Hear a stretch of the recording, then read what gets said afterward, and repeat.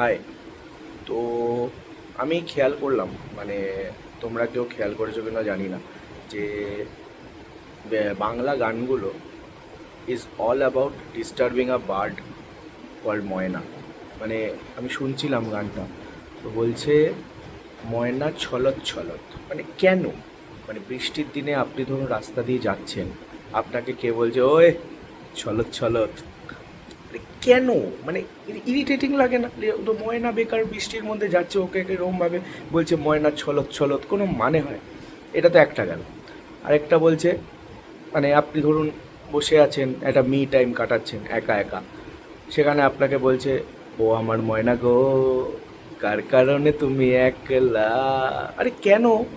ও একটা me time কাটাচ্ছে, ও একলা থাকবে না দুজনের সাথে না পাঁচজনের সাথে থাকবে, ও মস্তি করবে কি করবে সেটা তো ওর পার্সোনাল ব্যাপার।